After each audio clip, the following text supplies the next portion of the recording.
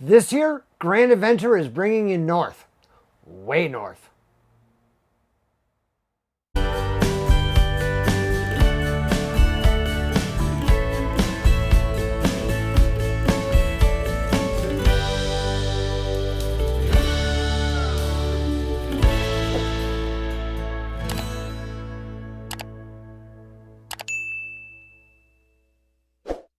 This episode of Grand Adventure is sponsored by etrailer.com, where you'll find thousands of products for RVing, towing, camping, outdoor recreation, vehicles, boating, and more. Use the link down below in the video description to shop eTrailer with Grand Adventure.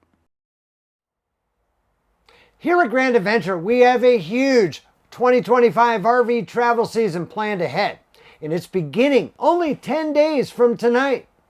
A lot of folks have been asking us, where are you bringing us this year? So we're here this week to give you a preview. So far, we've checked the box on 48 U.S. states and 4 Canadian provinces. This year, among other things, we're going to check off our 49th U.S. state and add 2 more Canadian provinces to our list. As usual, we'll be starting and finishing our RV travel season from our winter home base in Salt Lake City. However, this year we're leaving a few weeks earlier than normal. So our inclination would be to go south where things are warmer. We, however, are going to head directly north. Our first stop for our shakedown will be somewhere in the Idaho Falls area. At this time of year, we'll need to stick to lower elevations as the snowpack begins to melt up high. After that, it's on to the Bay Horse area near Challis, Idaho. This ghost town in Custer County was once a thriving mining town for 300 residents, principally supported by a large nearby silver deposit. Today, the remains of a mill, 3 stores, a hotel, restaurant, meat market, lodging house, refinery, and 5 saloons may be found nestled among the mountains west of the Salmon River. We've found several dry, first-come, first-served BLM campgrounds along the river to choose from. Continuing north, we'll cross Lost Trail Pass and drop into the Bitterroot Valley for a week near the Montana town of Hamilton. We've got a couple of spots in mind, ranging from a dry Forest Service campground to dry camping in a wildlife management area. We'll figure it out once we get there.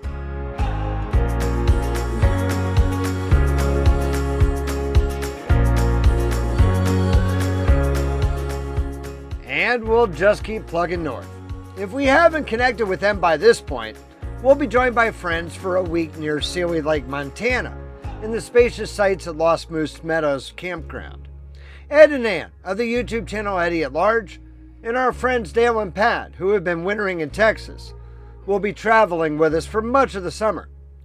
None of the 6 of us are yet quite sure how long we'll be sticking together, but it ought to last at least through most, if not all, of our 4 months this summer in Canada. With 1 more week left in the States, we'll boondock or dry camp in the Eureka, Montana area before crossing the border at Rooseville, British Columbia.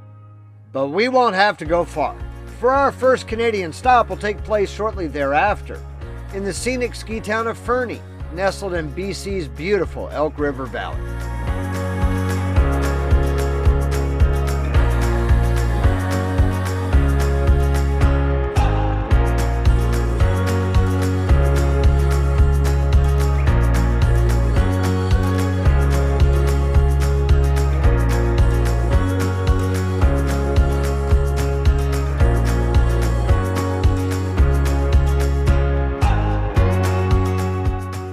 From Fernie, we'll momentarily turn east, crossing Crow's Nest Pass, into the province of Alberta.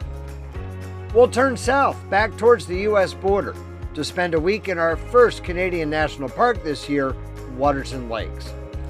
Formed in 1895 as Kootenay Lakes Forest Reserve, Waterton Lakes National Park is essentially the Canadian side of Glacier National Park. In 1932, Waterton Glacier International Peace Park was formed from both Waterton Lakes National Park and Glacier. We'll share other places that we plan to bring you to in Western Canada in 2025, plus 1 very special surprise stop, right after we share a brief message from our valued video sponsor, eTrailer. Whether you need products for your RV, boat, trailer, vehicle, hunting and fishing, off-roading, and more. Our video sponsor eTrailer has you covered. Best of all, you'll find over 100 US-based enthusiast customer service reps ready to help via phone, chat, or email, both before and after the sale. These folks have used themselves the products that you're shopping for, and you won't find a more knowledgeable team anywhere to help you with your outdoor project. Click the link down below in the video description to shop etrailer.com with Grand Adventure.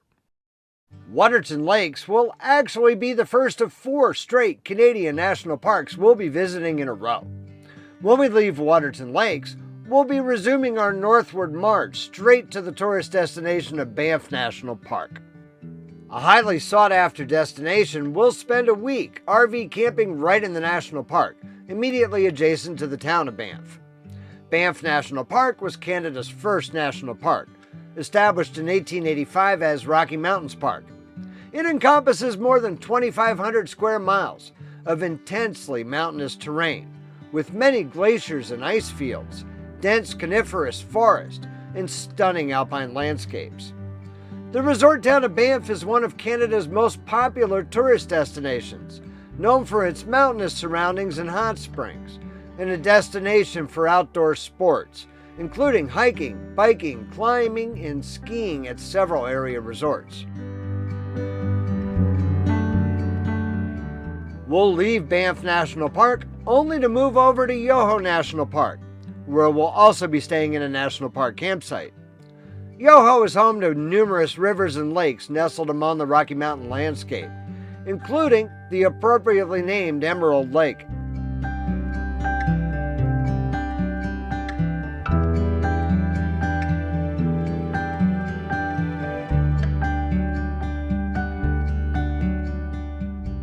Leaving Yoho and continuing north, we'll re-enter Banff National Park along the Icefields Parkway, a 140-mile road connecting Lake Louise to Jasper, Alberta. The parkway originates at Lake Louise and extends north up through the Bow Valley, past Hector Lake towards Bow Summit, the highest elevation crossed by a public road in Canada, before continuing on to the Columbia Icefield. Here we'll be dry camping in what is, in essence, a giant parking lot right at the foot of the ice field.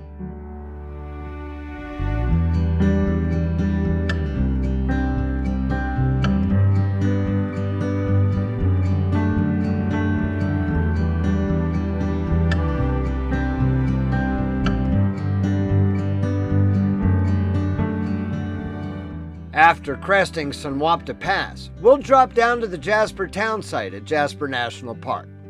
We'll be spending another week in one of the national park's campsites.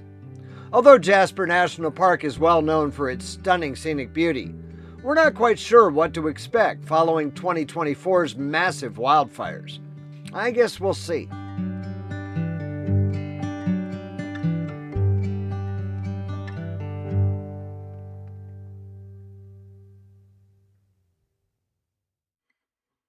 From Jasper, our route will carry us west across the province of British Columbia, where our first stop will find us somewhere near the community of Prince George. Often called British Columbia's northern capital, the Prince George area is home to nearly 90,000 residents, a rare medium-sized Canadian city situated well away from the American border. The town's origins can be traced to the Northwest Company fur trading post of Fort George, which was established in 1807 by Simon Fraser and named in honor of King George III.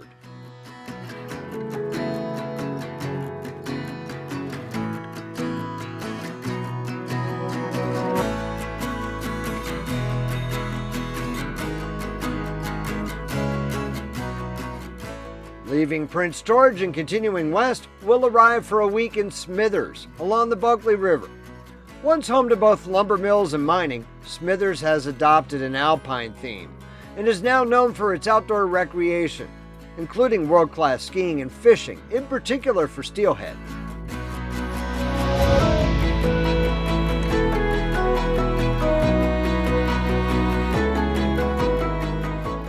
Our westward trek won't end until we reach the Pacific Ocean at Prince Rupert, the land, air, and water transportation hub of British Columbia's north coast.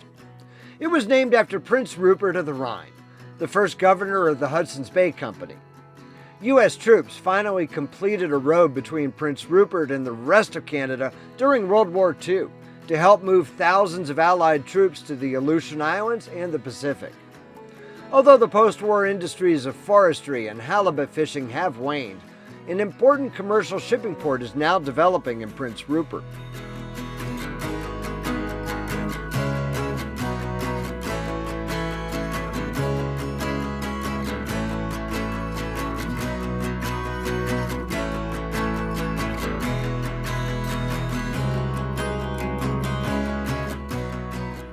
Leaving Prince Rupert, we'll have little choice but to double back eastward across BC, where we'll spend a few nights in Terrace along the Skeena River, before continuing on to what may turn out to be one of this season's most interesting stops. Our original plan had been to go to Alaska this year, and although Ed and Dale, Pat, and Mrs. Grand Adventure all reneged on that plan, one tiny town will still provide the opportunity to check that Alaska box. We'll share that little surprise right after we take a brief ad break to pay the bills, so stay tuned.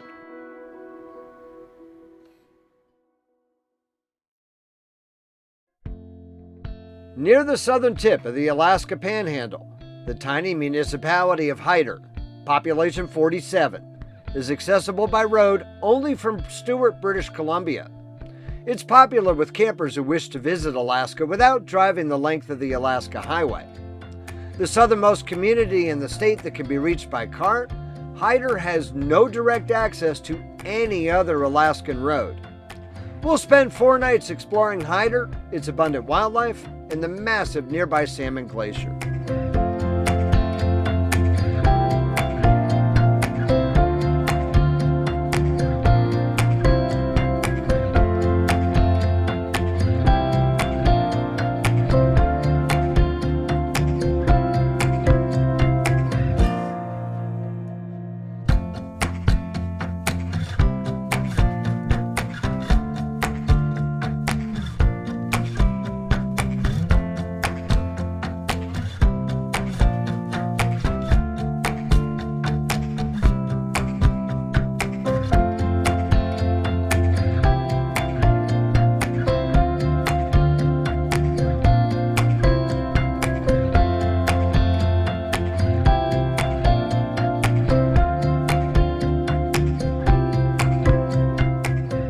We'll continue east to spend 5 nights along the shores of Stewart Lake at Southie Bay State Park, on the advice of Camp Nab founder and BC native Eric Carjaluoto, and exploring historic nearby Fort St. James.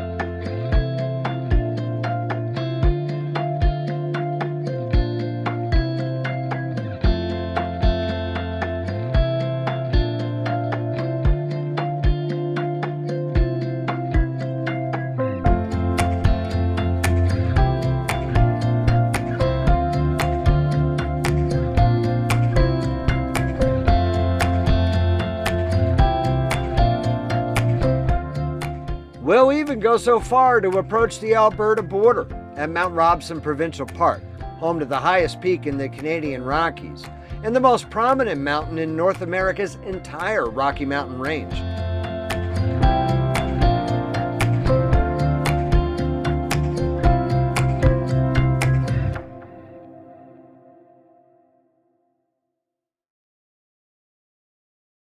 But from Mount Robson, we'll turn southwest, first stopping for a week in or near the city of Kamloops, at the confluence of the North and South Thompson River, long an important hub of Canadian rail transportation and currently a mountain biking mecca.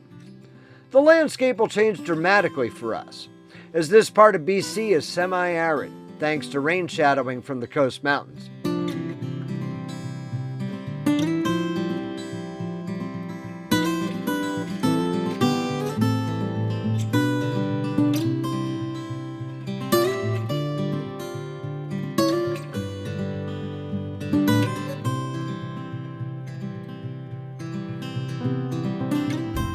But those dry conditions shouldn't last for long, as our next stop will be in the wetter Pacific ranges of the Coast Mountains, near the communities of Pemberton and Whistler, British Columbia. Agriculture and later forestry once drove the economy in Pemberton, but by the 1980s it became a bedroom community for the nearby resort town of Whistler, visited by over 2 million people annually, primarily for alpine skiing and snowboarding in winter, and mountain biking in a charming pedestrian resort village in summer.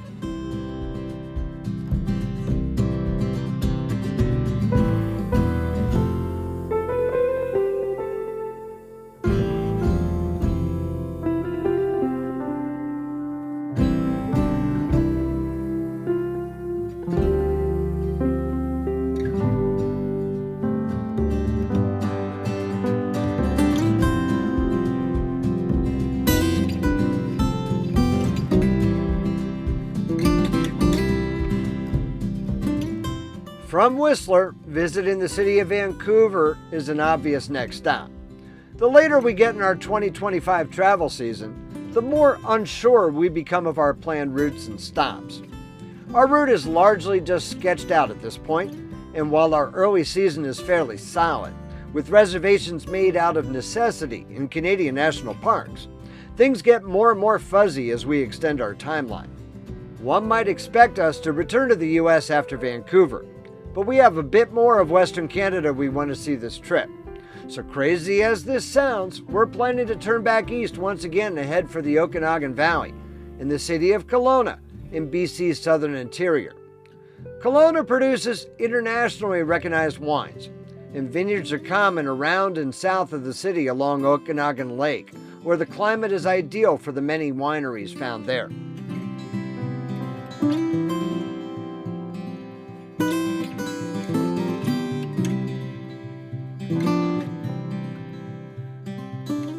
We'll end our eastward march in the funky Selkirk Mountain resort town of Nelson, British Columbia, known for its collection of restored heritage buildings that date back to a regional silver rush in 1886, where comedian Steve Martin chose to produce his feature film Roxanne. Today, Nelson is home to a large and diverse artisan community.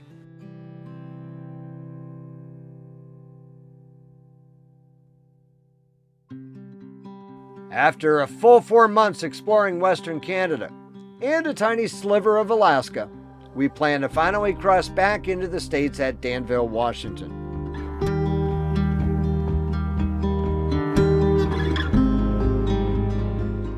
Our planned route becomes even hazier beyond here, but we plan to generally head southbound with a first stop in northeastern Washington's beautiful Methow Valley.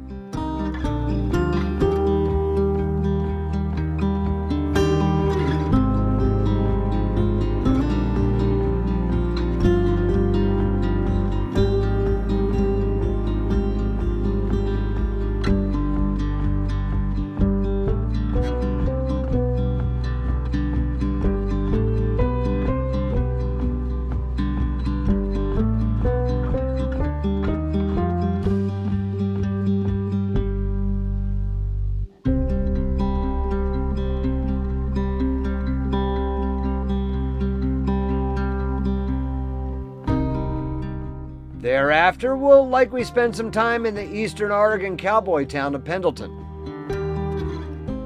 I've long wanted to camp at Bog Hot Springs in Nevada's northwestern corner, but haven't yet found the opportunity. Maybe it'll present itself this season. Then, perhaps a couple of lakes, starting with Lake Shasta in Northern California. And then Folsom Lake in California's Central Valley. From here, continuing on to Yosemite National Park would be logical. And if you can believe it, we've never been there. This may very well be the year.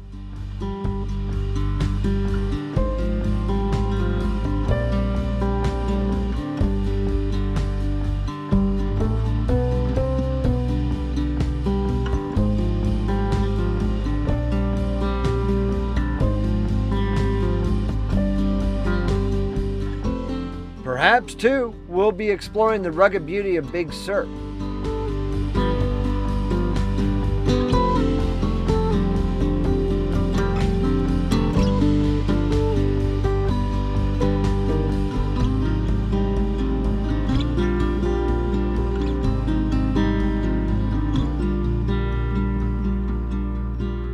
Following one more quick ad break, we'll wrap up our route through Southern California and Nevada, so stay tuned. One region in which we've spent little time is Southern California. Most of the region is rather pricey for camping, but one spot is not. Despite its overwhelming crowds, I've long thought about beach camping on Pismo Beach.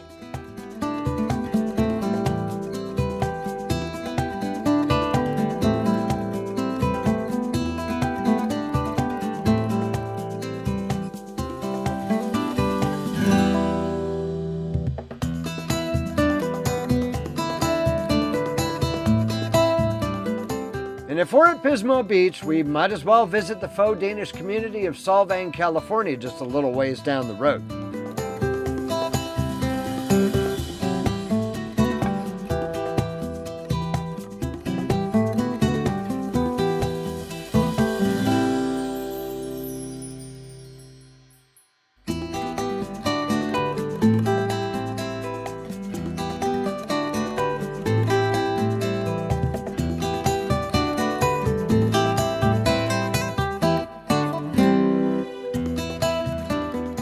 By this time, though, it'll be late November, in time to start heading back towards our winter home of Salt Lake City. En route, I'd like to find something in the mountains of Angeles National Forest, north of Los Angeles. But I haven't started looking yet.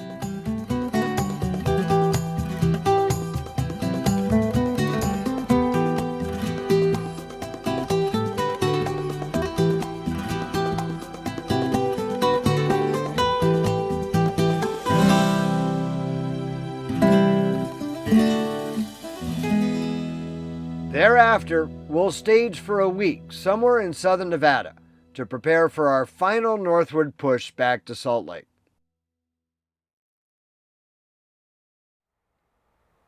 So there you have it. Again, nothing is cast in stone, but that's the rough outline that we've prepared for ourselves this year. Everything is subject to change, especially later on in the season, based on weather, wildfire smoke, mechanical breakdowns, or personal whims. We would be thrilled if you came along with us. There is no better time than right now for you to go smash that little subscribe button right down there in the lower right-hand corner of your screen.